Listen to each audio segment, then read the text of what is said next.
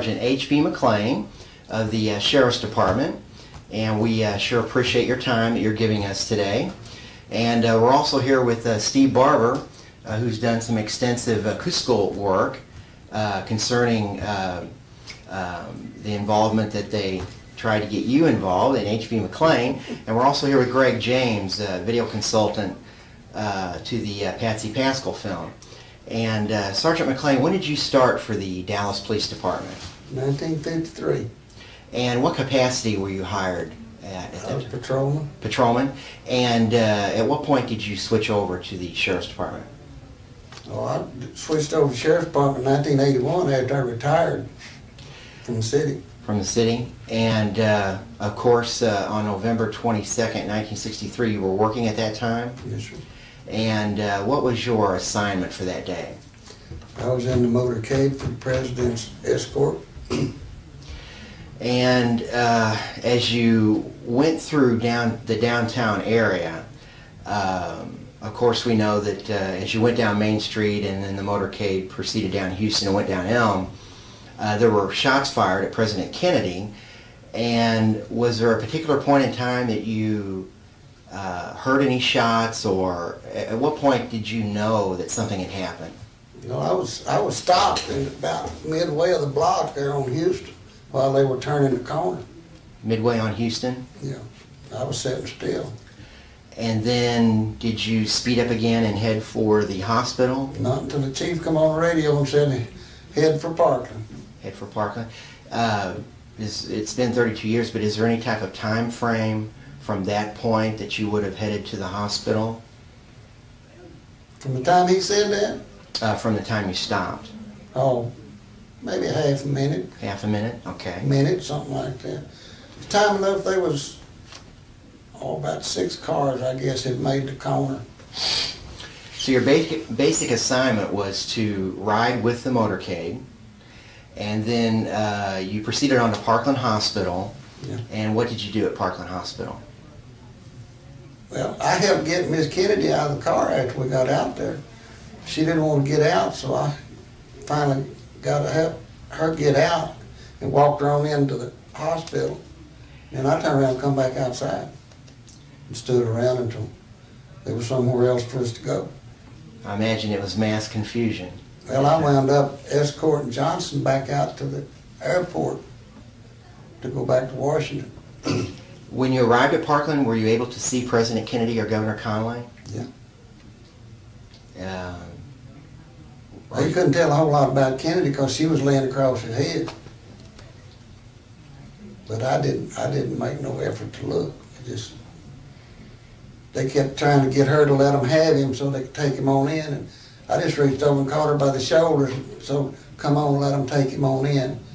And got her out of the car, and I walked her on in the hospital. And then after that, you just came back to police headquarters? Yeah. And then whenever they finally decided that he was dead and that Johnson carried him back out to Air Force One, and he was sworn in out there as president. And when we talked on the phone, you had some reservations about Lyndon Johnson, or did you feel that maybe there was some that he had a dislike for the Kennedys, or is that something you said on the... No? Okay. All right.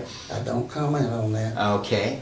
And then, of course, later, basically, there wasn't any attention drawn to you until in the 70s, and you were contacted by the House Select Committee on Assassinations? Well, yeah, first, though, they started looking for an scapegoat for that microphone. And they wanted to know where I was at. I told them where I was at. They said, that's a perfect spot.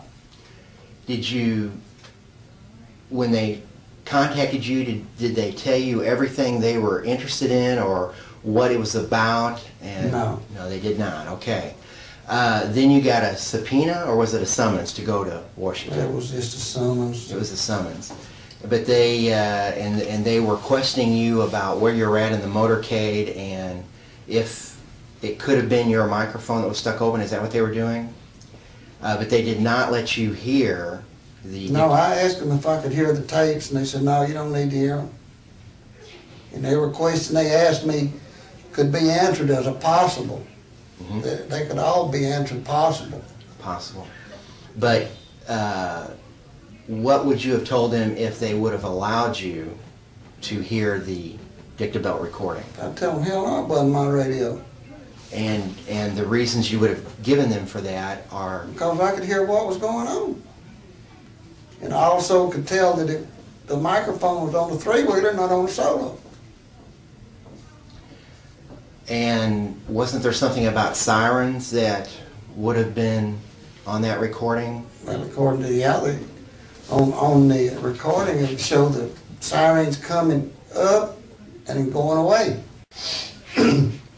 They have a video from the motorcade procession that they said was you reaching down to turn on or switch on your microphone, and that's where they got the idea that they thought it was your stuck open microphone. Can we play a segment for you, and you can let us know whether that is you or not? Why don't we play that and we can find out if that's you or not in the motorcade procession. All right.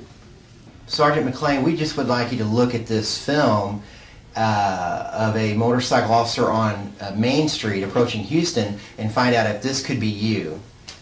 Yeah, it could be. Now, the person is reaching down. Where was your microphone He switch? wasn't reaching down. He just laid his hand across it. You can see his hand on the inside of his leg. Okay.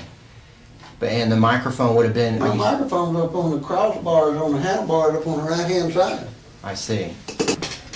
Okay, Mr. McClain, we just got through seeing the segment that showed what may be you reaching down, doing something on the motorcycle, and you say that that is, it couldn't be the microphone because your microphone was up on the handlebars. That's right. Okay, that's a good point that I wanted to establish. Okay, when you made the turn from Main Street onto Houston, in the Hughes film, and I believe that you were shown frames of that in the House Select Committee, you said that was you that was swinging wide around the corner and you could see Mayor Cabell's car in the background. You know what I'm talking about? They're swinging around on to Houston, yeah. Right. Now, how far down Houston Street did you go before you changed the pace of your motorcycle speed? About midway of the block, and I stopped. And what caused you to stop at that point? Well, the traffic had slowed up because they was making their turn onto Elm Street. And there's no need me running up there and getting in bed because they got to make their turn. And if they make their turn and take off, then I pull on up. So it was customary that if the rest of the motorcade stopped, you would generally stop where you were Right. at in the motorcade. Right. Okay, now while you were stopped, did you notice anything? Yeah. Okay, did you notice anything pertinent to the assassination while you were stopped? I heard one shot. I looked up, seen all that bunch of pigeons fly off behind that school book depository. Did you notice anything else while you were stopped? No. Well, I turned back around and seen Miss Kennedy up on the back of the limousine. And you saw her over the wall, or how were you able to see her? You can see through that. It's sort of like lettuce work, but you can see through it in places. You're referring to the square ornamental holes that are in Yeah. the wall. And you could see Mrs. Kennedy Yeah. at that point? About that time, the chief come on the radio and said, head for Parkland. Okay, now as you discussed in your House Select Committee, you thought your microphone was set on channel 1. I said it could possibly be. Right. Now, do you know what channel the chief broadcast that on?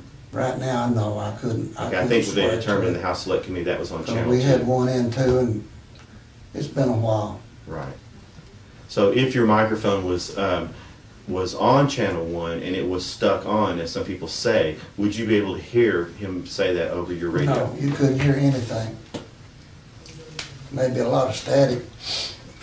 Okay, now, when you did hear the chief say to go to the hospital, at that point, what did you do? I took off, headed for Parkland Okay, when did you turn your siren on? immediately. This is while you were on Houston Street? Well, probably not, because it was foot operated, and you got to have speed for it to work. And I imagine it was after I got on Elm Street where I could get a little speed to make it make a noise. Now, when you reached the triple underpass, do you think that you had your siren on at that point? I know I did. Okay, and And then was there any cars on the ramp or any confusion on the ramp that would have blocked your way as you were trying to catch No, up? because they had all that blocked off because that's the way the procession was gonna go. And you caught up, I believe you said in your House Select testimony that you caught up with the motorcade at the Hyatt House or the Continental Street. Right along in there, yes. Okay, now were the other motorcycles sirens operating? Yeah. Okay, their sirens were going and your sirens were going. Right. And then did your siren continue all the way to Parkland Hospital? Yeah. It was louder at points that whenever we had to slow up to make a turn or something other, it would get quieter because you can't keep it going while you're turning. How long do you think it took you to get to Parkland Hospital from, say, the Triple Underpass? Let's say a minute and a half, Okay. maybe 2 minutes. Sounds that would be recorded on a stunt microphone that would be different from a what you call a solo motorcycle or a three-wheeler? Well, whatever sound is on the three-wheeler, it's real, what you'd say, loose, chattery like. And on the solo, it just hits a solid lick. The three-wheeler sound like a thrashing machine. Is there any doubt in your mind that perhaps there was more to it than just Lee Harvey Oswald, or how do you feel? As an investigative officer, I ask all the law enforcement officers that I've interviewed how they feel as far as how the evidence went down, and do they feel that, you know, with Oswald's activities in Russia and different things he was able to do, and the physical evidence, is there anything that you question or that you're wondering about? Yeah, I question about him being the only one involved because I've done a little hunting of my own, and I've never shot anything that went away from me and then come back to me. Usually they hit the ground rolling if they're running, or they just fall. But on these films I've seen, it shows his head going away from the school book depository and then coming right back. I feel like that there's somebody over on that railroad track shot him the second time. One of the things they did put into the evidence was a bullet that had went through Kennedy and hit Governor Conway, and it caused a total of 7 wounds, and it lost less than 2 grains of lead. How do you feel about that? Is that one that done all that zigzagging? Yeah. Well, I know bullets do strange things, but the point is a bullet out of the box weighed 161 grains, and the one they But found... if it hits something other to ricochet, it's going to batter that bullet. And the way I understand it, that was a perfect bullet. The tip of it was, yes. The base of it was flattened slightly.